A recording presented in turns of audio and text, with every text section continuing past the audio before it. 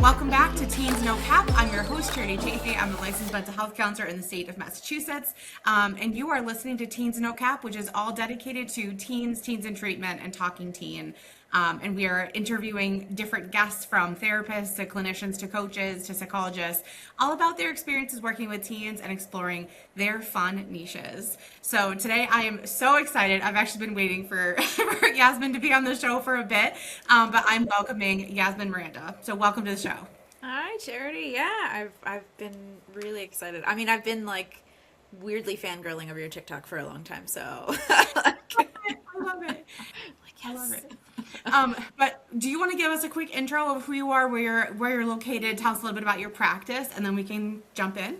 Yeah. So yeah, I'm Yasmin. I'm a licensed mental health counselor in Florida, Maryland, and Pennsylvania. Those are different letters for each state. But yeah, I do all virtual counseling at this point. I used to work in community mental health in schools and prisons and all kinds of outpatient, inpatient settings for a long while. And kind of in January of this year, started my own private practice. So I've been branching more in that direction. But yeah, it's been a fun journey. Yes. Okay. So you and your population in your practice is mostly what? My ideal population is I think teenager, young adult. I think my age bracket is a bit more extensive than that at the moment. But yeah, ideally I think teens, 20s, 30s is like my main wheelhouse. Okay. Okay.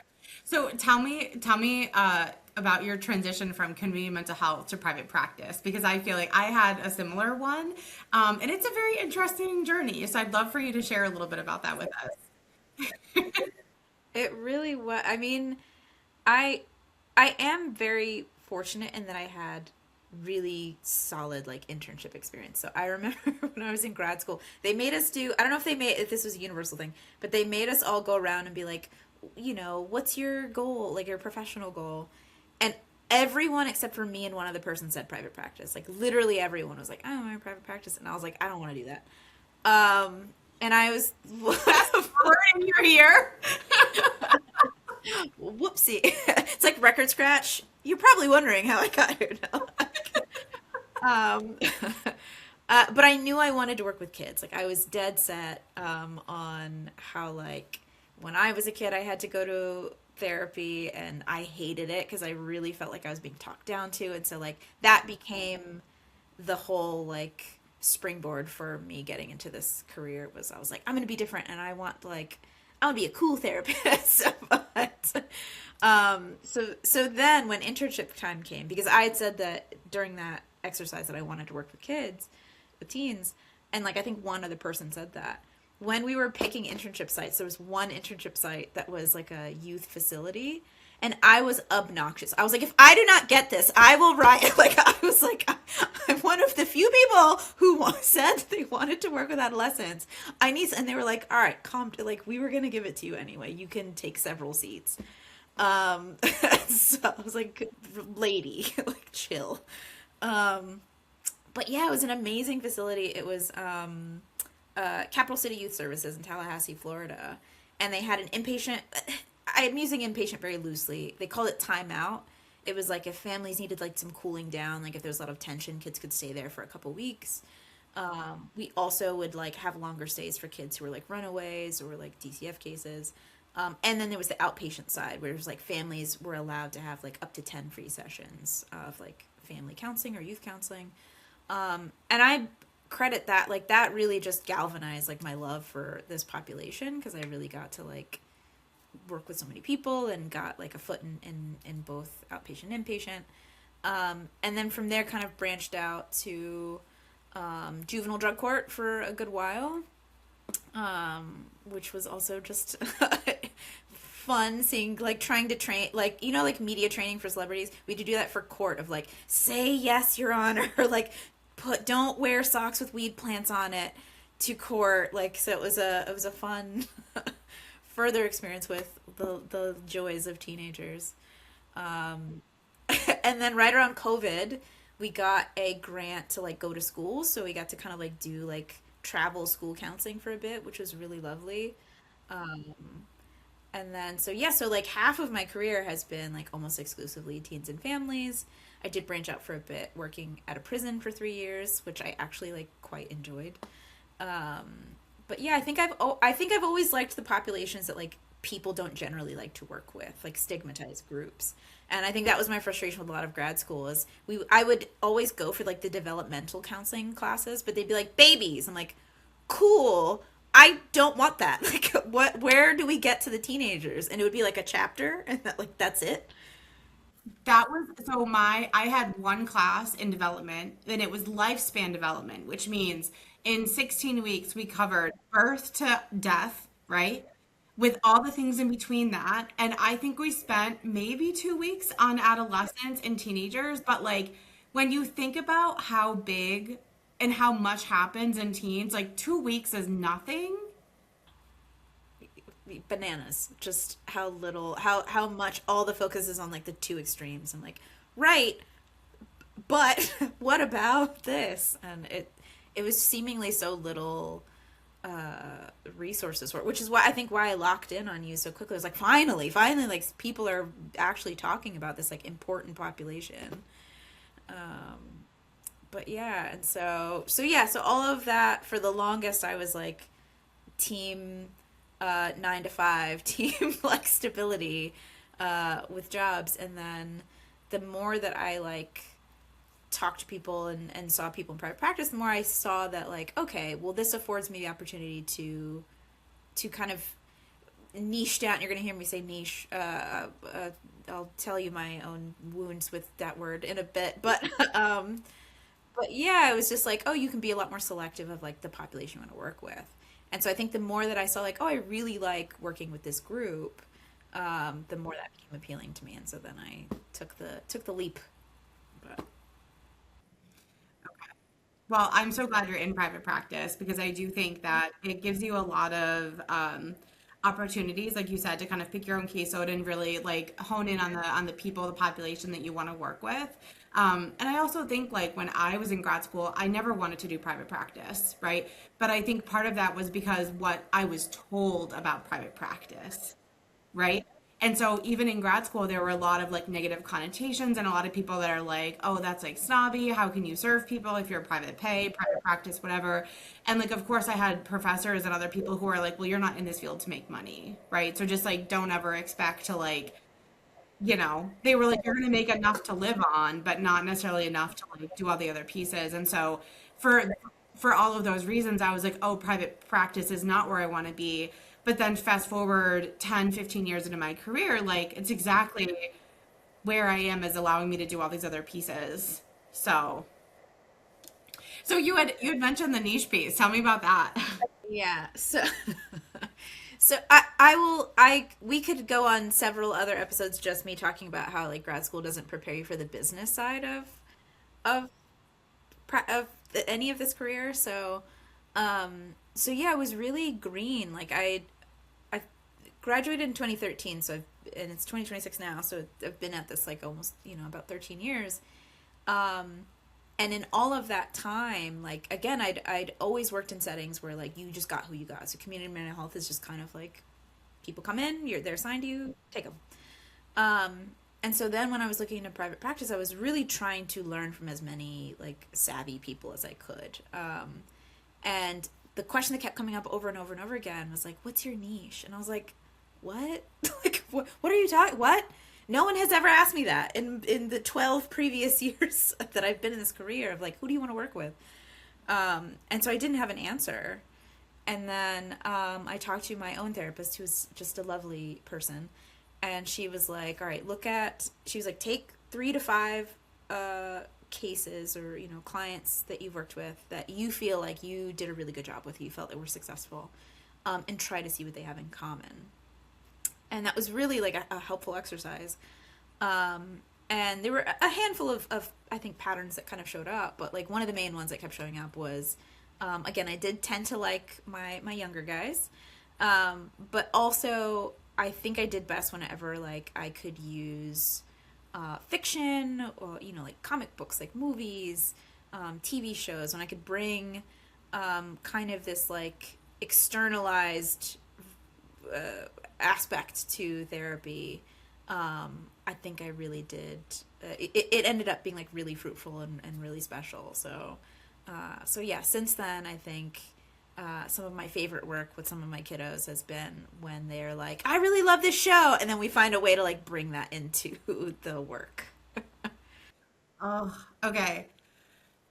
I love this so much, and I think it's so powerful because the thing that I say all the time is that when you're working with a teenager, right, we're helping them develop language and understanding, right? Like we're helping them like build a bike, right?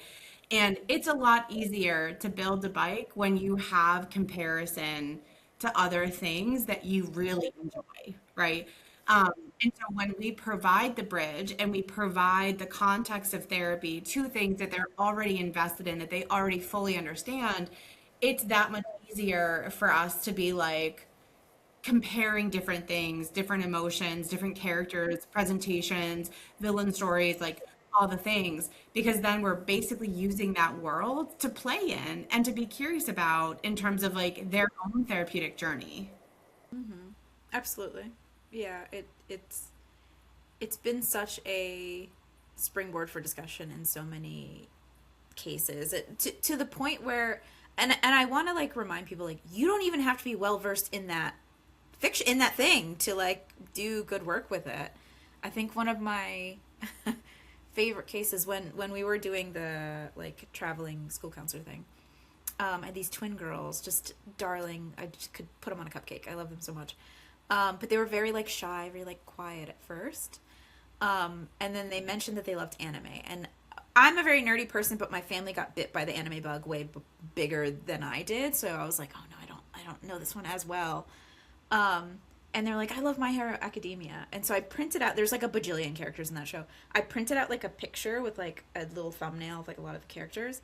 I just brought it one session and I was like, you know, which character do you like? Which character has a, like, do you want to be more like, they would not shut up. After, like the dam opened and like they went from being timid and reserved to like, blah, blah, like a mile a minute. And afterwards, like when we were like winding down, they were like, that was the point where I felt comfortable with you, where like I felt like, oh, you actually gave a shit about what I was interested in. So it was lovely. I hold on to that. And so yeah, I feel like there's such a good it's such an untapped resource for a lot of therapists to use that to broach a lot of subjects or bring up, you know, tougher material, I guess. But yeah, I don't know. And I guess in your work, do kids mostly bring like music or shows or? I think that, so when I was first starting out, I mean, I worked with teens almost exclusively when I was in community mental health, but then when I went to residential, obviously my entire population was teenager. And residential was really cool because it allowed me not just to understand what they were talking about in their clinical settings, but to like actively see them in their everyday life. And so like that experience allowed me to really understand how to be quick on my toes, how to be super curious, how to like weave in different things. Like I feel like I developed a skill for very quickly digesting information and understanding the frameworks of things that I could then bring back into session. And so like now I have a wide variety of folks who like, I have a kid who's like softball is their entire life. And so like we have talked so much about how we compare different softball techniques and coaching and patterns and history in relation to like the therapeutic work and how do we develop like growth mindset and like it's been really cool to kind of see that. But I had to get over my own, I think, fear and anxiety of like I'm not the expert in everything, but I can sure learn a lot about this and I can learn enough about this that I know what questions to ask. So like, I've definitely gone down the anime part. I've gone down like rap and other sorts of like music pieces. I've gone down like TikTok favorites and like, right now because Love Island is so big, I'm using Love Island in so many of my sessions to talk about healthy relationships and red flags and like, histories and things like that. So I think just to your point when you had said like you don't have to be an expert in it, like I wholeheartedly agree. Like you don't have to know everything, right? And I think it's okay. I think it's okay for your client to teach you things about the thing that they really love, right? I think it's different. Like I know when we're talking like gender and sexuality, so often people are like, your client shouldn't have to teach you about that, right? But I think sometimes like that got pushed over into like your client shouldn't have to teach you anything. But I actually think that like putting them in the role of being the teacher in anime, being the teacher of like the Spider-Verse, being the teacher of all those pieces helps them have buy-in, helps them feel like they have an equal kind of power dynamic. And really, I mean, you're taking something that they love and appreciate, and you're like, I see how much this means to you. So I want to make sure that's incorporated in session, which I just think is so important. And again, like I've learned a lot. I'm not an expert in like softball or any of the other stuff that my kids are brought in. Yeah. Well, I've said this. I've been really fortunate to supervise interns as well, and I think particularly for my interns who are working with kids, I'll tell them like, yes, there is a value to like technical like psychoeducation and all of that fun stuff. But I was like, part of what's so therapeutic for kids is just being like a healthy adult in their life.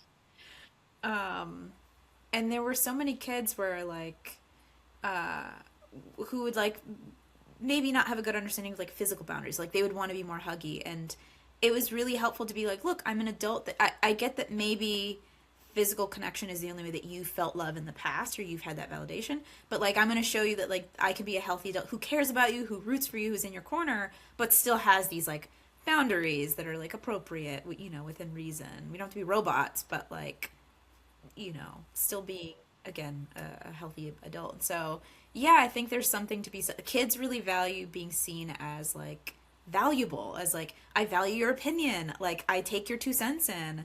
And I think shows and stuff is such an easy way, or music or what have you, to be like, yeah, let me take an interest. Like I'm not going to talk down to you, I'm not going to look down on your likes as being juvenile and ridiculous. Like I'm interested.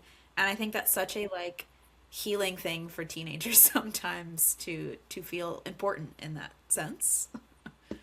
Yeah. Well, because really what it is, it offers a lens of visibility, right? So instead of, and I think I understand, and so I'm not trying to shame any parents, but I do think that sometimes when a kid is like really into something, the parent is like, I'm over it. I don't want to talk about the show anymore. I don't want to listen to it. I'm sick of watching it. I'm over like inundated. All your clothes is that, right? Like, and I think it tends to get like tuned out, and the value or the opportunity for curiosity is sometimes lost. And again, not to shame anybody, but then when you walk into therapy and your therapist is like, tell me about how you experience these two characters in this like relationship, right? And then you're asking them to think and understand it in such a deeper way that they actually feel seen. They're visible. They're like, wow, you care about this? Like my mom always just tells me it's annoying, or that she's like, she doesn't want to watch it with me anymore, right? But I do think to your point too, like using media and using different things like helps us get a deeper understanding of them in their own world. Oh, absolutely. It's and it offers such like a shorthand too to um I'm an elder millennial, so like I grew up with Harry Potter. That's like the uh, yes, the creator is super problematic. I don't put money into that anymore, but it was a seminal part of like my youth, my upbringing. And it's such a big part of the zeitgeist that like people who haven't even like read the books know like the houses, they know like the main character, they know aspect like Star Wars, you know, it's just that big of a franchise. So like it can become a shorthand sometimes, like if a kid is saying, "Oh, I'm really like this character," I already can kind of pick up certain things about you. Um and so yeah, I think it's and it offers like a safe space I think for kids to explore. I think too often with kids, adults come at them too pointedly of like, well, what would you do or how did you do this? And I think it's sometimes offering the safe distance of like, how do you think this character would have handled it? Offer like makes it an easier place for them to explore certain things without feeling like if I say my answer of what I would do, you're going to judge me, you're going to shame me, you're going to think less of me. They can kind of, you know, say, well, I think this person would do this, and then you kind of can process that way. Yeah. I was gonna say, I think one of the big benefits is like externalizing those conversations so they feel less vulnerable maybe, and more like this is what I would do versus like I can understand why this character made this choice and like really have those conversations as a family, which I feel like Sure. I don't know. I think like watching stuff that your kid is into and really being present for it can be so valuable. Like I have a client who's watching like Ginny and Georgia. Is that the I know one? exactly. Yes, I know exactly what you're. And like it's interesting because initially the parent was like, like maybe not super into it, but like very much understood how much their kid wanted to watch it and felt like there were like some adult themes and they were like, okay, we'll watch it together. That show has offered so much opportunity for connection and understanding and conversations, and it prompts a lot of Yeah, stuff that like I generally think that teens are like, I'm not going to bring that up to my parents, right? sure. And parents are like, I know I should talk about this, but I don't know how without like making my kid shut down. But when we're externalizing that and giving it a separate locus, it makes it a much easier conversation. Absolutely. Yeah. Well, and there was a lesson I learned kind of early in grad school. We were doing a lot of like role plays and stuff. And I think me having grown up in a very academic, background, I went in very like you read the books and you do the technique. Like it was very like that. And then I had to have this like lovely people around me who were like, or you could just be a human for like 5 seconds in this meeting. And that's also good. And so like one thing that I saw in a role play was somebody just normalizing. And I was like, oh, I didn't even think of that, of how helpful it is to just make someone not feel like an absolute weirdo for something. And so yeah, to your point, I think a lot of these shows offer a door to, because even Ginny and Georgia has like eating disorders, it has like self-injury, peer pressure, yeah, like growing sexuality. Like it's such a good avenue to like talk to your kiddos about like, hey, like how does this apply to you? And one of my kids actually, the reason I knew that show is one of my kids got me to watch it. Um, and then she was like, "Hey, I relate to this character," and it was one of the characters that was injuring and was like engaging in disordered eating, and so like she felt more comfortable talking about it through the lens of that show.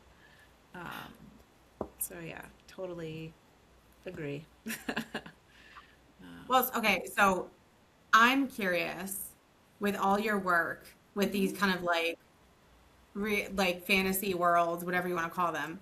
Yeah, What themes kind of consistently come up with teens in session with you?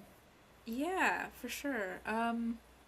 I think part of the reason I teens are my like just favorite group. I have such a sweet spot for them. Is it was such a like a time of extreme. Like every love is the greatest love. Every loss is like the worst. You know that feeling where like every emotion is just at an 11.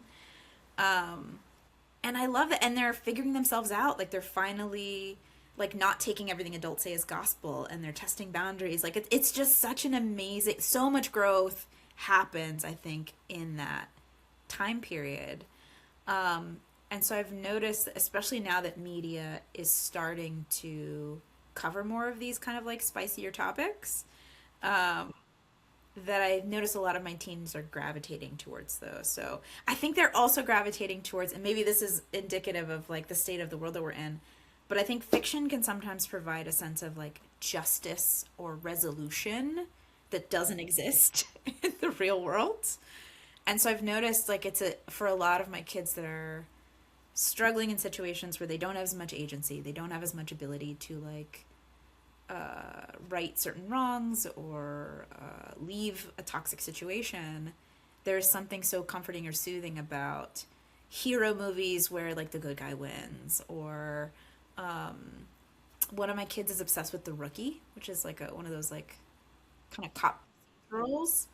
And again, it's one of those where you get to see people in positions of authority doing the right thing, like fighting for justice. And I think for kids who have such a growing and deep sense of right and wrong, of justice, of morality, I've found that again they're gravitating a lot to those stories that offer some sense of closure or resolution or like happy ending. So like a lot of superheroes, comic books are obviously getting more like popular with movies, with Hollywood. And then again, a lot of these like newer shows that are focusing on like specifically teenage issues or teen life experiences. So I'm not personally a fan of the 13 Reasons Why, but that was really big. Euphoria was big, like a lot. Whether or not my own personal feelings on the shows aside, those tend to be popular with a lot of my kids, I found. So I watched this video and I was like, I don't love how they had that conversation, but ultimately I was like, I'm glad that it's being put out there, and I'm glad that we are consuming different opinions and like allowing us to have those conversations. And I think the same way with like, you know, really anything. I mean, I did not love 13 Reasons Why for a variety of reasons. But I do think that for so many people, even talking about that show brought up an opportunity to talk about safety and depression and anxiety and friendship dynamics and like, you know, all the help and resources that are there. So, you know, it's hard because sometimes I'm like, we're all seeing it from different perspectives, but isn't it great that we get to have that conversation and potentially add in extra information about like whatever that is? No, absolutely. Well, and I think I have to remember our generation, we were like at the cutting edge of technology. So like social media was happening right when we were like college years. So our teens were just like T9 texting and, like, no streaming stuff. But now, like, kids have TikTok. They have these platforms where they can, like, not only voice their opinions, but, like, hear opinions. So I think there's so much more discourse about shows now than there were happening when we were younger, too. So yeah, it's lovely to kind of bring that into session, and again, like I think kids really value having their opinions taken seriously in that regard. So it's been yeah, they're just, it's never a dull moment, teens. I'm sure that's been your experience as well. Like, I think like that is one reason why they're like literally my favorite, is because I feel like you walk in that day and you're like, I have no idea what I'm walking into, and like, you know, it could be like the best day of their life. It could be like, I just broke up with my boyfriend. It could be like, I'm in this huge screaming match with my parents. Give me 5 minutes to finish yelling at them and then I'll be here, right? Like, it just totally depends. But I think that there is so much beauty in that rawness, you know. And my whole thing with teens is that I never want them to feel like I'm trying to like make them into like another version of like me or a version of their parents. Like, I'm really just like, you have all these amazing skills and all this like insight and all these like really cool like perspectives on stuff, and like wouldn't it be cool to just like allow yourself more choice and more option instead of like putting yourself in a box with like, you know, this situation. So and I think media is doing better at um making people be more multidimensional, or like not all black and white, all good and bad, with the exception of, not to offend the Twihards, but like not everything's like Twilight, where like the good guys are always good and the bad guys are all bad. But and I think there's value in that as well. That kind of representation is really helpful. So to go back to Harry Potter, I have a good friend of mine whose favorite character is Snape, which anyone who's like in the Harry Potter community, he's a very polarizing character. And people feel very, very strongly about it. And she said something that really like kind of like opened my eyes to the way that fiction can kind of be used in this work. And she was like, yeah, he's a bad guy. Like, he's done objectively like bad things. He bullies these kids. Like, he definitely has this chip on his shoulder that he makes everyone else's problem. Like, she doesn't have this sanitized, canonized like version of him in her her eyes, but she's like, no, he's done all these horrible things, but he still is brave. Like, he still does help save the community in the end. And she was like, when I was in the deepest parts of my like addiction or self-harm or like depression, that was helpful to me to know that, like, even if I see myself as a piece of shit, even if I think I'm a bad person, I can still do something good. Like, I can still, like, do something heroic or be brave. And that just was such a, like, big moment for me of, like, yeah, like, this is a way that people can see themselves reflected in these characters and see that, like, you could pull any fiction, pull any fandom. Someone loves every character. You will find a fan for every single character. And I think there's such a loveliness to that of, like, if you were a character in a book, people would love you. You would have a fandom. Like, people would adore you or root for you or have tattoos of you, you know, like, and I feel like that's such a healing thing too, to show kids that, to show, like, what if this story was told through this person's perspective, or like, what are you know, what are the qualities about them that help, like, explain, like, there's just, I can't emphasize enough, and it's not just because, like, I'm nerdy and I like this stuff, but, like, I really think counselors could, you know, just do such lovely work with bringing some of this into the therapy space. So It's so funny. I'm like, there are so many good characters on Harry Potter, that it's hard for me to choose because I like them all for different reasons.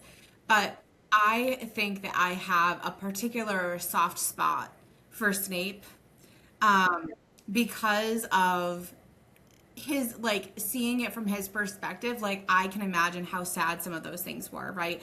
And I can imagine, like, why he was driven to make certain choices, or maybe why he was pushed around, right? um but I do think, and I love the idea of having, like, redeeming characteristics and being able to be like, you can still be brave and you can still, like, do all these things. And, like, you know, I'm in the middle of rewatching The Walking Dead right now, right? Like, I'm, like, super deep into it. I'm, like, on season 10, and it's something where, like, when you first meet Daryl, who's, like, one of the main characters, like, everyone hates him. He's, like, this tough, like, asshole, you know, whatever. But I, like, when I was first introduced to that character, I was like, this guy has a story, right? And for me, it wasn't about immediate judgment about whether or not I liked him or thought he was a good character or, like, whatever, but I was like, I want to know more. absolutely.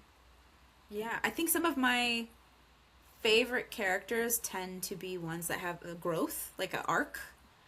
And I think that's powerful for people to see that, to see, like, um, Jamie Tart and Ted Lasso, Jamie Lannister in Game of Thrones.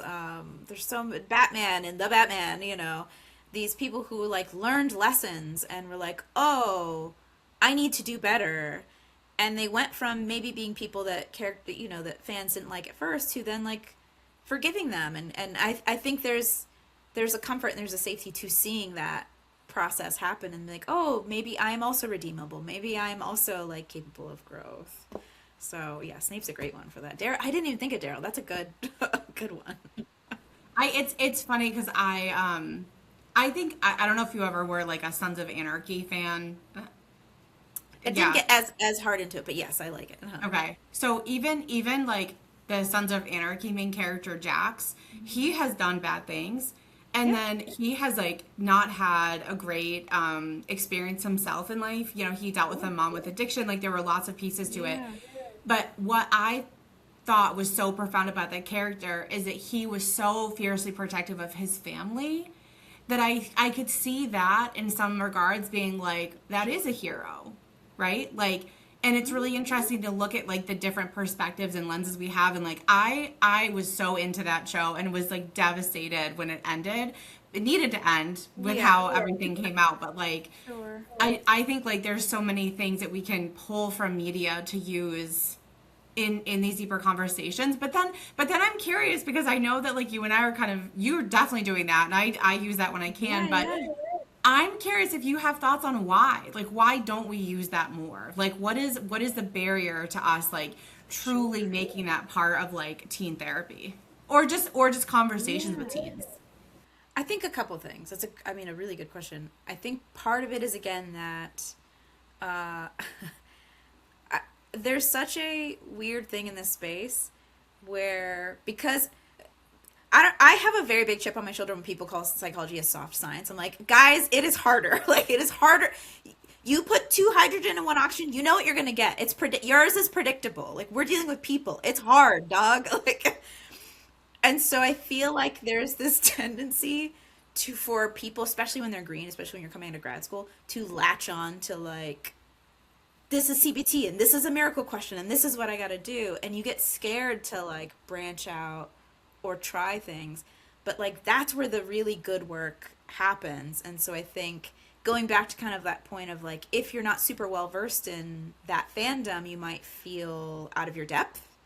I think that holds people back sometimes when like narratives follow certain tropes, like the hero story, the call to action, like these things are ingrained across stories across the world. You'll do fine. Like you'll be fine. Just and be comfortable with like just seeing where it takes you or seeing where the conversation naturally goes. I get the tentativeness about that. I get the hesitation, but I feel like so much good therapeutic work happens when you're willing to like trust your therapeutic skills and like just branch out from the rigid like questionnaires and stuff for just a second. But yeah, and I think the other fear with a lot of fiction is that like having kind of differing opinions on things might be like in general. I think our job is not to like impose our views on people, kind of like you said. There are certain shows where people might really like and you might not think it's like the greatest representation or lessons, but yeah, I think people can really, you don't have to be like this just parroting like affirming thing. Like I think there's also value in pushback a little bit, like in challenging kids sometimes on things. I think there was a tendency like because kids can be kind of intimidating sometimes. Like some of the clearest feedback I've ever gotten have been from teenagers who are like, "Why are you making us do this group on this topic?" I'm like, "Okay, like heard." And so I do think there is a fear sometimes for newer people with teenagers to just seem like the cool guy or to just go along with everything. And I was like, no, as with any dynamic, there's growth in challenge and friction sometimes. And I think that can be something worth exploring as well, like in these worlds. So yeah, don't feel like you have to be an expert on Batman to talk about Batman. Like just do it. Just trust the process. As you were talking, I was like, I think if I had to answer this question, I would say that I think there's a lot of therapists that are worried about giving up control. And I think when you're asking these questions, it feels very uncontrollable because you don't know what they're going to say. You don't know where it's going to go. You don't know what the outcome is going to be, right?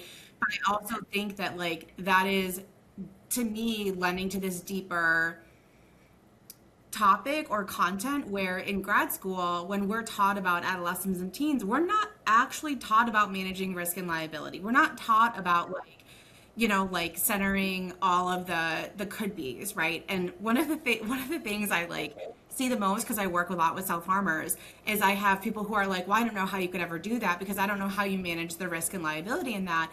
And it makes me like want to chuckle because I'm like, you don't know, even if you're working with adults, if you're walking into a full dissociative episode that day, you don't know if they're going to make some sort of statement about like homicidality.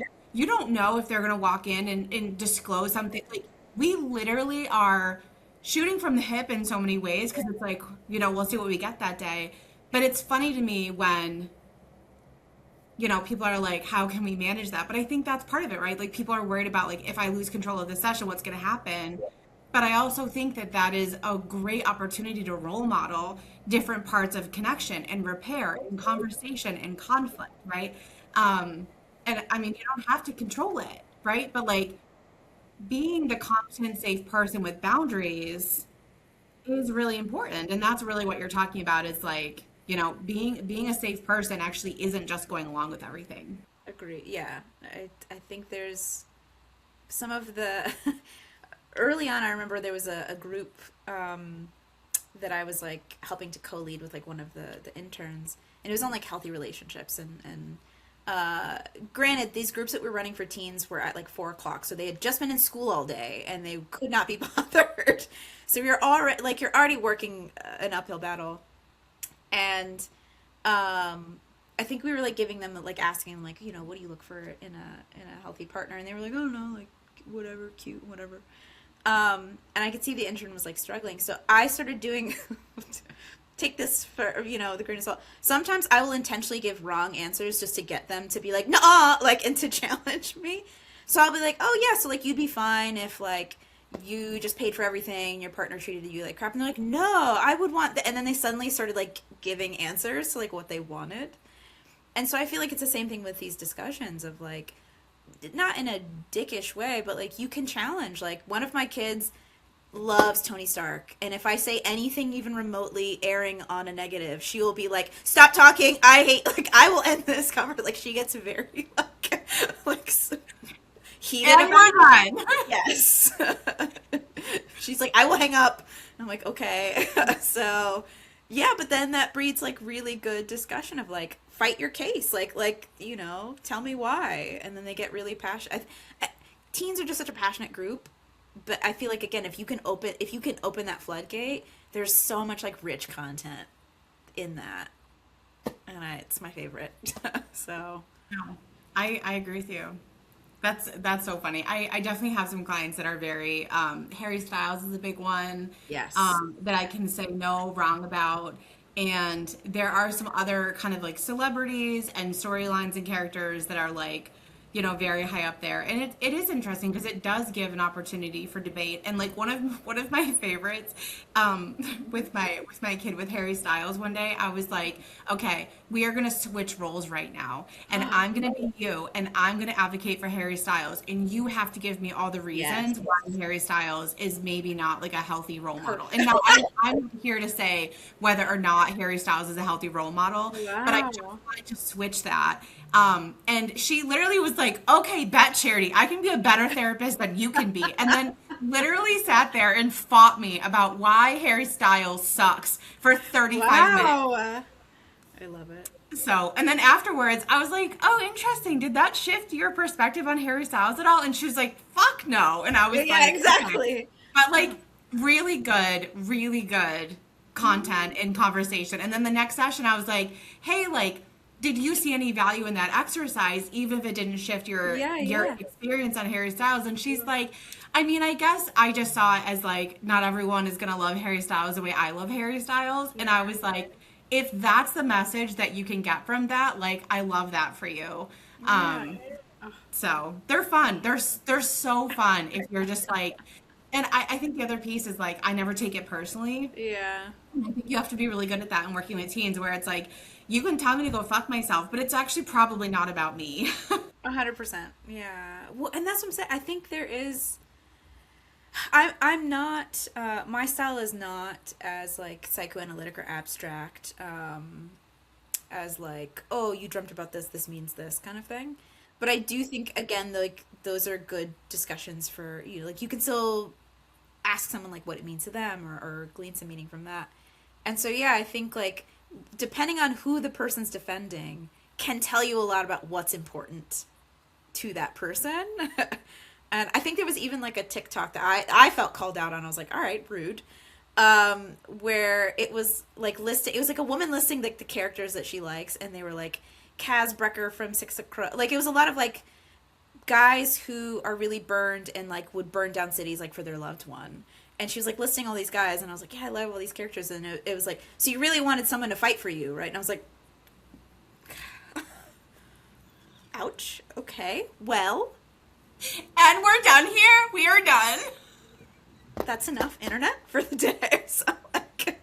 So it's like same thing where it's like, okay, you're really like, what is it about this character? Is it because you relate to it? Is it because they represent something that you want? Like there's again so much like deeper layers of importance and significance that like is why people fangirl, is why people like attach to these stories so hard. And so yeah, I just I can't emphasize enough again, like no, geeks are not gatekeepers. I don't care if you've only watched the Harry Potter movie. I'm not going to give you shit for that. I don't care. Like nobody's trying to there's not a quota of joy. We can all be part, we can all enjoy these things to different degrees.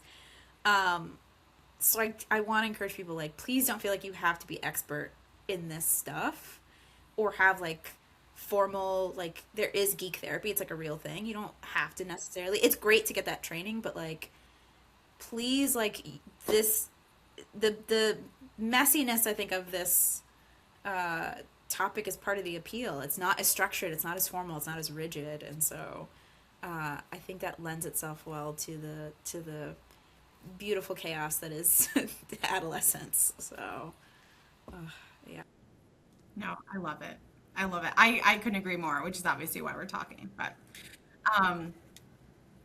Yasmin, it's been so great having you on today, and I know like I have to let you go, but I'm so grateful that you were able to come on and share your experiences with that, and just to kind of give therapists and even parents a lens of like maybe how to have some of these conversations and how to invest that time, and how to stay curious, right? And to know that like there are worlds that these teens are connected to, and wouldn't it be cool if we could understand that more?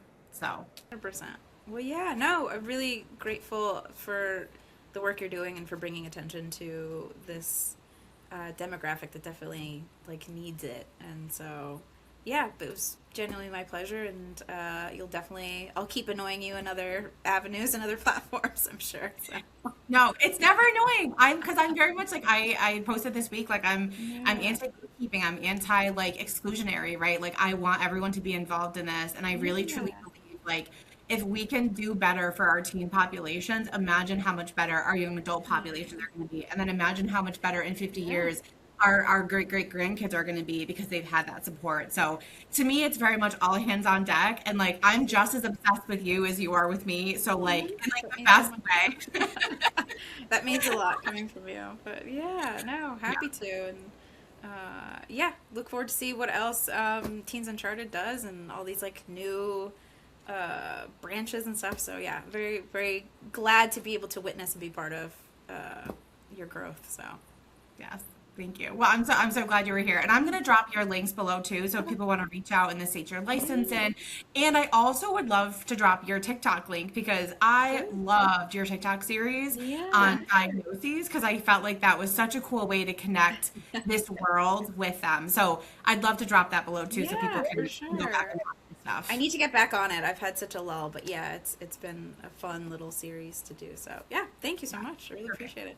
Yeah. Okay. Perfect. So we'll drop everything for Yasmin below, but if you want services, if you're curious, if you want to connect more, we'll put all our info below. But Yasmin, thank you again so much for being here today. But we will be here again at some point. Yes, we'll do. Awesome. Well, yeah. All right. Awesome. All right, everybody. Happy weekend, and we will see you again next time on the next episode of Teens No Cap.